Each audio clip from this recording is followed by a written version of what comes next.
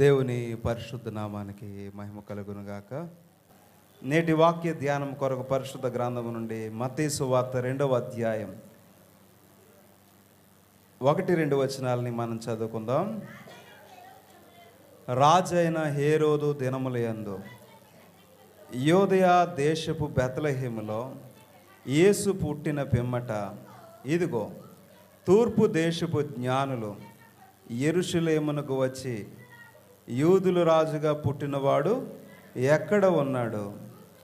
తూర్పు దిక్కున మేము ఆయన నక్షత్రమును చూచి ఆయన పూజింపవచ్చుమని చెప్పిరి అని రాయబడింది. తూర్పు దేశపు జ్ఞానులు వారు అవగాహనతో దేవుని సన్నిధిని దర్శించి ఆయనను పూజించాలనే తాత్పర్యంతో హేరోదు దగ్గరికి వచ్చి ఒక ప్రశ్న అడిగారు. అయ్యా, యూదుల రాజుగా పుట్టినవాడు ఎక్కడ ఉన్నాడు? ఆయన ఎక్కడ పుడతాడో ఒక 5 విషయాలు మీకు పరిచయం చేస్తాను. మొట్టమొదటిగా ఆయన ఎక్కడ పుట్టాడు అనే విషయాన్ని ఈ వాక్య భాగంలో రాయబడి ఉంది. రాజైన హేరోదు దినములయందు యోదా దేశపు బెత్లెహేములో యేసు పుట్టిన పిమ్మట. ఆయన ఎక్కడ పుట్టాడు చెప్పండి? బెత్లెహేములో పుట్టాడు. కాబట్టి బెత్లెహేము అనగా రొట్టెల ఇల్లు అని అర్థం. కాబట్టి యేసు ప్రభు ఎక్కడ పుడతాడంటే దేవుని సన్నిధి కలిగినటువంటి జీవితాల్లో యేసుక్రీస్తు ప్రభు పుట్టడానికి ఆయన ఇష్టపడుతూ ఉన్నాడు. బెత్లెహేము సమృద్ధి గల ప్రదేశం. మీరు రూతు గ్రంథాన్ని మీరు చదివితే యావల కోత ఆరంభములో వారు ఎక్కడికి వచ్చారు? బెత్లెహేములో చేరిరని రూతు గ్రంథం 1:22లో రాయబడి ఉంటుంది. కాబట్టి బెత్లెహేము దేవుని ఆశీర్వాదానికి సూచనగా ఉన్నటువంటి స్థలం, దేవుని సన్నిధికి సూచనగా ఉండేటువంటి స్థలం. ఎవరైతే దేవుని సన్నిధిని ప్రేమిస్తారో, దేవుని సన్నిధిలో సహవాసాన్ని కలిగి ఉంటారో, వారందరి హృదయాల్లో యేసు ప్రభు జన్మించడానికి ఆయన ఇష్టపడుతూ ఉన్నాడు. కాబట్టి బెతేల ఇల్లు అని అర్థం. కాబట్టి ఎవరైతే దేవుని సన్నిధి కలిగినటువంటి హృదయాల్ని కలిగి ఉంటారో యేసుక్రీస్తు ప్రభు వారు హృదయాల్లో జన్మించడానికి ఇష్టపడుతూ ఉన్నాడు. పరిశుద్ధ గ్రంథంలో ఆదికాండం 17వ అధ్యాయం 1వ వచనాన్ని చదివితే దేవుడు అబ్రహాముతో చెప్పాడు, నీవు నా సన్నిధిలో నిందారహితుడవై ఉండుము. చూస్తారా? యేసు ప్రభు ఎవరి జీవితాల్లో పుట్టడానికి ఇష్టపడుతున్నాడంటే దేవుని సన్నిధిని ప్రేమించేటువంటి, దేవుని సంఘాన్ని ప్రేమించేటువంటి, దేవుని మందిరాన్ని ప్రేమించేటువంటి వ్యక్తుల్లో ఆయన జన్మించడానికి ఆయన ఇష్టపడుతూ ఉన్నాడు. మీ సంఘం చాలా ధన్యకరమైంది. మీరందరూ దేవుని సన్నిధిని ప్రేమిస్తున్నారు కాబట్టి ఈ స్థలంలో ఇక్కడ ఉన్నారు. చాలా సంతోషకరమైన విషయం. కాబట్టి ఆలోచన చేయండి. దేవుడు చెప్పాడు అబ్రహాంతో, నీవు నా సన్నిధిలో నిందారహితుడవై ఉండుమని చెప్పాడు. మేకా గ్రంథం 6వ అధ్యాయం 6వ వచనాన్ని మీరు చదివితే, మేకా గ్రంథం 6వ అధ్యాయం 6వ వచనంలో, ఏమి తీసుకుని వచ్చి నేను యెహోవాను దర్శింతును, ఏమి తీసుకుని వచ్చి మహోన్నతుడైన దేవుని సన్నిధిని నమస్కారము చేసేదను. చూసారా? దేవుని సన్నిధిని ఎవరైతే ప్రేమిస్తారో దేవుడు వారి హృదయాల్లో జన్మించడానికి ఆయన ఇష్టపడుతూ ఉన్నాడు. ఆయన బెత్లెహేములో పుట్టాడు. బెత్లెహేము దేవుని రొట్టెల ఇల్లు అన్నమాట. అది దేవుని సన్నిధికి సూచనగా ఉంది. దేవుని సన్నిధిని ఏ కుటుంబం అయితే, ఏ వ్యక్తులైతే ప్రేమిస్తారో ఆ వ్యక్తుల జీవితాల్లో యేసుక్రీస్తు ప్రభు జన్మించడానికి ఆయన ఇష్టపడుతూ ఉన్నాడు. దేవుని సన్నిధిని ప్రేమించే వ్యక్తులు దేవుని సన్నిధిలో నిందారహితులుగా నడుస్తారు. రెండవదిగా దేవుని సన్నిధిలో ఎలా దర్శించాలో చెప్పాడు. మేకా గ్రంథం 6వ అధ్యాయం 6వ వచనాన్ని చదివినప్పుడు మనం దేవుని సన్నిధికి అర్పణలతో దర్శించాలని చెప్పాడు. దేవునికి ఇష్టమైనవి 3 అర్పణలు ఉన్నాయి. ఒకటి,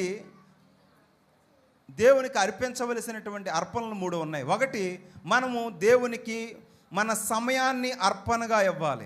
2, మన హృదయాన్ని మనం దేవునికి అర్పణగా ఇవ్వాలి.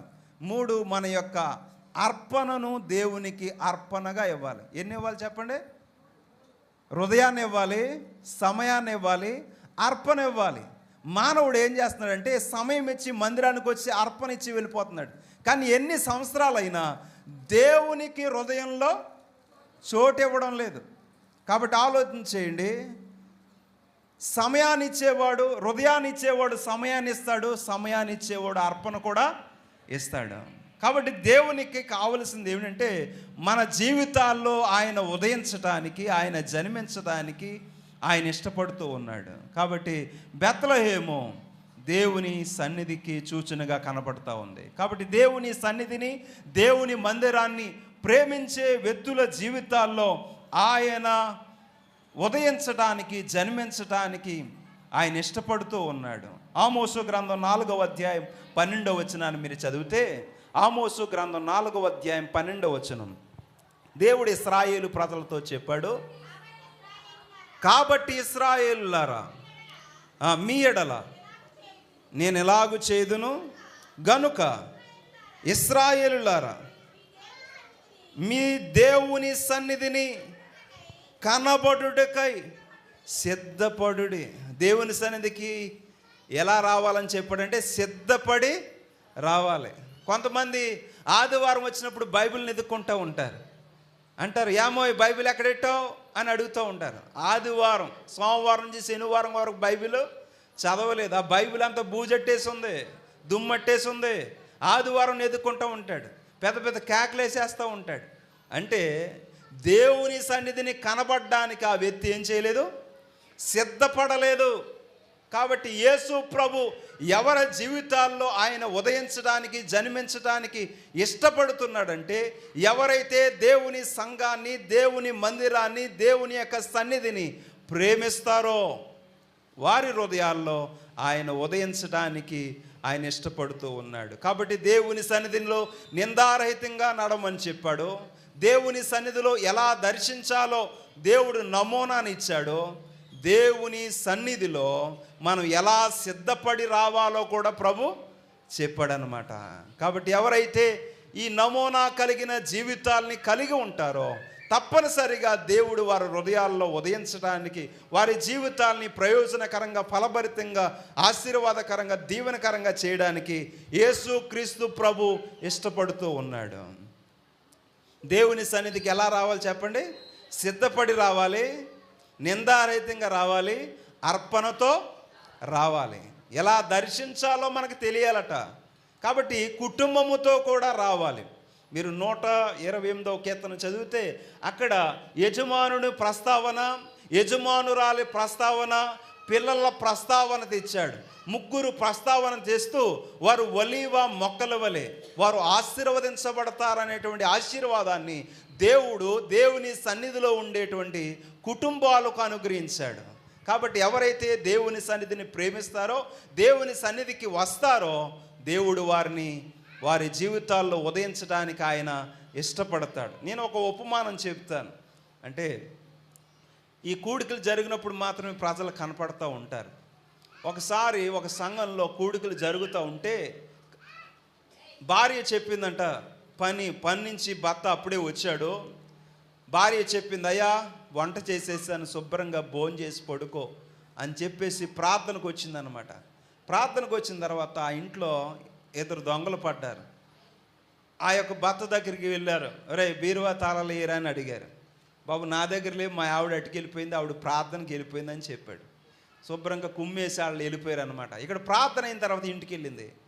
ఈవిడ అడుగుతూ ఉంది, ఏమయ్యా భోజనం చేసావా, చికెన్ వేసుకున్నావా, నిమ్మకాయ పిండుకున్నావా, ఉల్లిపాయ నంచుకున్నావా అని అడుగుతుండే ఆడు అలా ఆవిడని పట్టుకుని బోరుమని ఏడ్చేస్తున్నాడు. ఏడ్చేస్తూ మాట అన్నాడు, ఏమయ్యా నువ్వు ప్రార్థనకు వెళుతూ నన్ను కూడా తీసుకువెళ్తే ఎంత బాగుండేది, నువ్వు ఎలాగ వెళ్ళావో లేదో అలాగొచ్చి కుమ్మేశారని చెప్పి ఎప్పుడు ప్రార్థన జరిగినా ముందు వరుసలో కూర్చున్నాడంట. ఇక్కడ మందిరాన్ని విడిచిపెట్టడం లేదు, దేవుని సన్నిధిని విడిచిపెట్టడం, ముందు వరుసలో కూర్చున్నాడంట. పాస్టర్ గారు రాకుండానే, సంఘ పెద్దలు రాకుండానే, సిఆర్ గారు రాకుండానే వచ్చేస్తున్నాడు అనమాట. కాబట్టి దేవుని సన్నిధికి కుటుంబముగా వచ్చుట ద్వారా మన కుటుంబాల్లో దేవుడు ఉదయించడానికి ఆయన ఇష్టపడుతూ ఉన్నాడు. కాబట్టి బెత్లెహేము అనగా రొట్టెల ఇల్లు అని అర్థం. దేవుని సన్నిధికి బెత్లెహేము సూచనగా ఉంది. బెత్లెహేముకు వచ్చిన కుటుంబాలను దేవుడు ఆశీర్వదిస్తూ వచ్చాడు. రూతు గ్రంథాన్ని మీరు చదివితే అక్కడ రూతు జీవితాన్ని, నయోమి జీవితాన్ని ఫలభరితంగా దేవుడు చేయడానికి గల కారణం ఏంటంటే, వారు మోయాబుని విడిచిపెట్టి ఎక్కడికి వచ్చారట?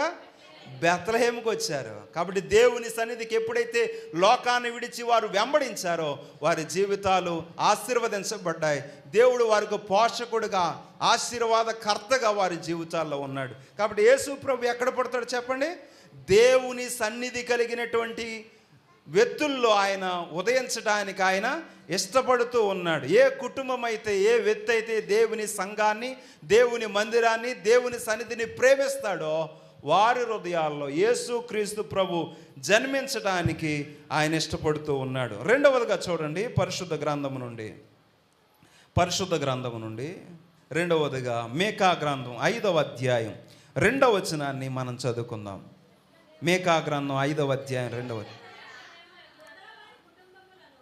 ఎఫ్రత యోదావారి కుటుంబముల్లో స్వల్ప గ్రామమైనను, ఒకరు చదవండి, ఆ కొరకు ఇశ్రాయేలును ఏలబోవాడు నీలో నుండి వచ్చును.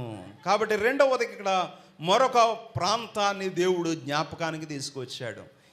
ఈ యొక్క వాక్య భాగంలో మీకా గ్రంథం 5వ అధ్యాయం 2వ వచనంలో ఎఫ్రతా అనేటువంటి గ్రామాన్ని ప్రభు జ్ఞాపకానికి తెచ్చాడు. ఎఫ్రతా అనగా ఫలభరితమైంది అని అర్థం.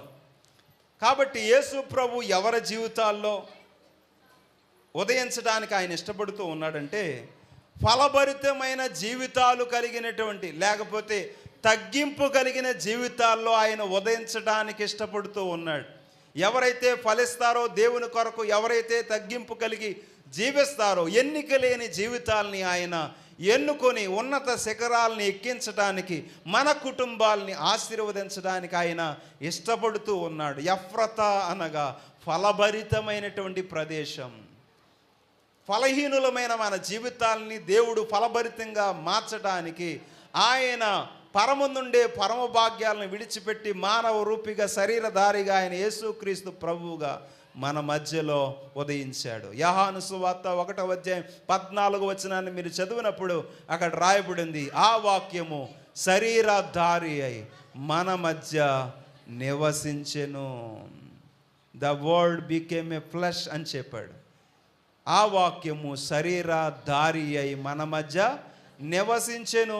ఆకాశ మహాకాశాలు పట్టని జాలన్నటువంటి దేవుడు, సమీపించరాని తేజస్సులో వసించేది దేవుడు, దేవదూతల చేత పరిశుద్ధుడు పరిశుద్ధుడని కొనియాడబడుతున్నటువంటి దేవుడు అంత మహిమను విడిచిపెట్టి మనలను మహిమకరంగా, ఫలభరితంగా, ప్రయోజనకరంగా, శ్రేష్టకరంగా చేయడానికి యేసుక్రీస్తు ప్రభు ఎంత తగ్గించుకున్నాడో మీరు అర్థం చేసుకోవాలి. మనందరికి హిస్టరీ తెలుసు, మనందరికీ చరిత్రలో ఉన్న వ్యక్తులు కూడా తెలుసు. మీకందరికీ స్వామి వివేకానంద తెలిసే ఉంటుంది. తెలుసండి, చాలామందికి తెలిసే ఉంటుంది. ఆయన ఒక స్టేట్మెంట్ ఇచ్చాడు. స్వామి వివేకానంద ఏమని స్టేట్మెంట్ ఇచ్చాడంటే, నేను గనుక యేసు ప్రభు జీవించిన దినాల్లో ఉంటే గనుక నా రక్తంతో యేసుక్రీస్తు పాదాలని కడిగేవాడిని అని చెప్పాడు. ఎంత మంచి స్టేట్మెంట్ అండి. వివేకానంద చెప్పాడు, నేను గనక యేసు ప్రభు యొక్క జీవించే దినాల్లో ఉంటే నా రక్తంతో ఆయన పాదాలని కడిగేవాడు. అంటే చరిత్రకారులు, సమాజంలో ఉన్న గొప్ప గొప్ప వ్యక్తులు యేసుక్రీస్తు యొక్క ఔన్నత్యాన్ని గుర్తించగలిగారు. వివేకానంద అయితే రక్తంతో అని చెప్పాడు, కానీ మనం నీళ్లతో కూడా ప్రభు పాదాలు కడగడం లేదు, నీళ్లు కూడా ఇవ్వడం లేదు ప్రభుకి. కాబట్టి ఆలోచన చేయండి, మన జీవితాలు ఫలభరితంగా, ప్రయోజనకరంగా ఎఫ్రతా వలె మార్చబడాలి అంటే మనం తప్పనిసరిగా క్రీస్తును ఘనపరిచే వ్యక్తులంగా ఉండాలి.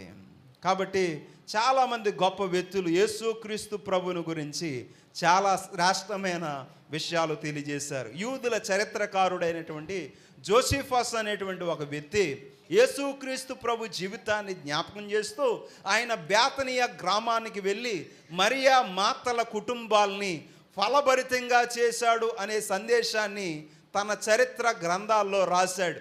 ఎందుకంటే మరియా, మార్తలు, లాజరు ఒక కుటుంబంగా ఉన్నారు. వారికి తల్లిదండ్రులు లేరు. కాబట్టి ఆ తల్లిదండ్రులు తన కుమారునికి లాజరు అని పేరు పెట్టారు. లాజరు అనగా అర్థం ఏంటంటే దేవుడే సహాయకుడు అని అర్థం. చాలా సంవత్సరాల తర్వాత యేసు క్రీస్తు ప్రభు బేతనియా గ్రామానికి వచ్చారు. వారు తింటున్నారో ఉంటున్నారో ఎవరో పట్టించుకునేవారు కాదు. ఆ కుటుంబాన్ని యేసుక్రీస్తు ప్రేమించి బేతనియా గ్రామంలో ఉన్నటువంటి మార్తను, మరియను, లాజరును ప్రేమించాడని యోహాను సువార్త 11వ అధ్యాయం 5వ వచనంలో రాయబడింది. కాబట్టి యేసు ప్రభు ఫలహీనమైనటువంటి జీవితాల్ని ఫలభరితంగా చేయడానికి మరి ఆయన ఉన్నతమైన స్థితిగతులు విడిచిపెట్టి తన్ను తాను తగ్గించుకొని రిత్తునిగా ఈ లోకంలో అవతరించడం ఎంత శ్రేష్టకరమైన విషయమో ఒకసారి ఆలోచన చేయండి. నా జీవితాల్ని, మన జీవితాల్ని ఆయన ఎలా చేయాలనుకుంటున్నాడు చెప్పండి? ఫలభరితంగా చేయగలిగిన దేవుడు అవకాశం ఇచ్చి ఆ చెట్టు దిగడానికి సహాయం చేశాడట. అంటే సగం వరకు దిగాడు. సగం వరకు దిగిన తర్వాత ఆ వ్యక్తి ఎలాగా అన్నాడట, ఉండాలని చెప్తున్నాడు, యోధాలా ఉండాలని చెప్తున్నాడు. అంత మాత్రమే కాదు, నజరేతు వలె ఉండాలని కూడా ప్రభు జ్ఞాపకానికి తీసుకువస్తా ఉన్నాడు. కాబట్టి మనము దినదినము కూడా ప్రభువులో చిగురించేటువంటి వ్యక్తులుగా ఉండాలి. అందుకని 92వ కీర్తనలో చెప్పాడు, వారు ముసలితనమందు చిగురు పెడతారని చెప్పాడు. వారు ఏం చేస్తారంట? ముసలితనమందు చిగురు పెడతారట. కాబట్టి ఎవరైతే యథార్థంగా జీవిస్తారో, ఎవరైతే నీతిగా జీవిస్తారో, ఎవరైతే భక్తిగా జీవిస్తారో వారి ఆధ్యాత్మిక జీవితాలు దినదినం ఏమని చేస్తాయి చెప్పండి? చిగురిస్తాయి. కాబట్టి యేసుక్రీస్తు ప్రభు మన హృదయాల్లో ఉదయించాలంటే, జన్మించాలంటే మన జీవితం దినదినం ఏం చేయాలి? ప్రభువులో చిగురించాలి. ప్రభుతో సరైనటువంటి సాన్నిధ్యాన్ని, సహవాసాన్ని మనం పెంపొందించుకోవాలన్నమాట. కాబట్టి దేవుని సహవాసంలో కొనసాగడానికి మన ఆధ్యాత్మికమైన జీవితాల్ని పెంపొందించుకోవాలి. ఎందుకంటే ఆయనే నిజమైన చిగురు అని యెషయా గ్రంథంలో మనం చూస్తూ ఉన్నాం. కాబట్టి ఆలోచన చేయండి, మన జీవితం నజరేతులా ఉందా అని ప్రభు అడుగుతూ ఉన్నాడు. ఫలభరితమైనటువంటి ప్రదేశంగా ప్రభు మనల్ని మలచాలంటే మనం దినదినం ఏం చేయాలి? ప్రభు కొరకు చిగురించాలి. అందుకనే విలియం కేర్ అనేటువంటి ఒక భక్తుడు ఏం చెప్పాడంటే, ఒక వ్యక్తి ఆధ్యాత్మికంగా ఫలించినప్పుడు, చిగురించినప్పుడు ఆయన ఏం చెప్పాడంటే ఒక విషయాన్ని, ఒక స్టేట్మెంట్ని ఇచ్చాడు. Expect great things from the lord, attempt the great things for the lord అని ఒక స్టేట్మెంట్ని ఇచ్చాడు. అంటే ఒక నిజమైనటువంటి చిగురించే వ్యక్తి దేవుని యొద్ద నుంచి గొప్ప కార్యాలని ఆశిస్తాడట. ఆశించడమే కాదు, దేవుని కొరకు గొప్ప కార్యాలు, బలమైన కార్యాలు చేస్తాడట. ఏమంటే అర్థమైందా? ఇప్పుడు మనం ఏం చేస్తామంటే దేవుని దగ్గర నుంచి గొప్ప కార్యాలు కావాలని ఆశపడడం తప్పు కాదు. ప్రభు కూడా అటువంటి కార్యాలు చేస్తాడు. అలా కార్యాలు చేసినప్పుడు మన జీవితం ద్వారా, మన బ్రతుకుల ద్వారా దేవుని కొరకు గొప్ప కార్యాలు మనం సాధించాలి. ఈ సంవత్సరం నువ్వు దేవుని కొరకు ఏం చేసావని ప్రభు లెక్క అడిగినట్లయితే జనవరి నుంచి డిసెంబర్ అయిపోతుంది, మళ్ళీ నూతన సంవత్సరం వచ్చేస్తూ ఉంది. నువ్వు దేవుని కొరకు ఏం చేసావు? గొప్ప కార్యాలు నీ జీవితంలో ఏం చేసావని ప్రభు మనల్ని అడుగుతూ ఉన్నాడు. కాబట్టి ఆలోచన చేయండి, మనము దేవుని యొద్ద నుంచి గొప్ప కార్యాలను ఆశించే వ్యక్తులుగా ఉండాలి. అంత మాత్రమే కాదు, ఈ లోకంలో దేవుని కొరకు గొప్ప కార్యాలను దేవుని కొరకు చేయాలి. ఎంతమందికి మనం సువార్తను ప్రకటించాం? ఎంతమంది దేవుని సంఘం పట్ల, సన్నిధి పట్ల బాధ్యత కలిగిన వ్యక్తులుగా ఉన్నాం? ఎంతమంది మన కుటుంబాల నిమిత్తం ప్రార్థన యోధులు ఎంతమంది ఉన్నారు? కాబట్టి ఇవన్నీ ప్రభు లెక్కలోనికి తీసుకొచ్చి ఆయన మనల్ని లెక్క అడుగుతాడు. కాబట్టి ఆలోచన చేయండి, దినదినము మనం ప్రభులో చిగురించాలి, దినదినము మనము దేవుని కొరకు ప్రకాశించాలి, దినదినము దేవునిలో కొనసాగడానికి మన ఆధ్యాత్మికమైన జీవితాన్ని ప్రయోజనకరంగా, ఫలభరితంగా చేసుకోవాలి. చివరికి ఒక విషయాన్ని చెప్పి నేను వాక్యాన్ని ముగిస్తాను. అందరికీ ఇష్టమేనండి? త్వరగా ముగిస్తే మంచిదని చాలామంది ఆశపడతారు. కాబట్టి చివరికి ఒక విషయాన్ని చెప్పి నేను వాక్యాన్ని ముగిస్తాను. చాలా సమయమైంది. దేవుని వాక్యంలోంచి చివరిగా మత్తయి సువార్త 2వ అధ్యాయం 1వ వచనాన్ని చదువుకుందాం. రాజైన హేరోదు దినముల యందు యోదయ దేశపు బెత్లెహేములో యేసు పుట్టిన పిమ్మట 2వ వచనం,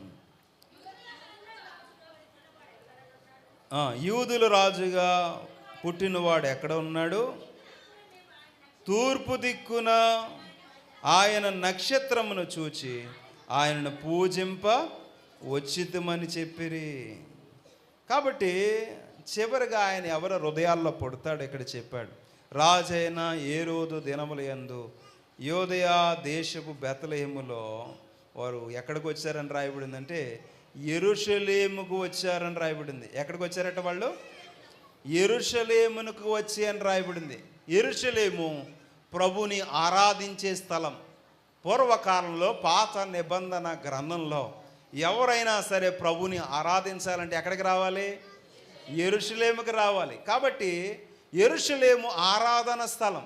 కాబట్టి ఎవరైతే దేవుణ్ణి ఆత్మతో సత్యముతో ఆరాధిస్తారో వారి హృదయాల్లో యేసుక్రీస్తు ప్రభు జన్మించడానికి ఆయన ఇష్టపడుతూ ఉన్నాడు. కాబట్టి నువ్వు దేవుణ్ణి ఆత్మతో సత్యముతో ఆరాధించాలి. అది నూతన నిబంధన యొక్క నిబంధన అనే విషయాన్ని కూడా దేవుని వాక్యం తెలియజేస్తూ ఉంది. కాబట్టి నువ్వు దేవుని సన్నిధికి వచ్చినప్పుడు నీవు నీ ఆత్మతో సత్యముతో దేవుణ్ణి ఏం చేయాలి?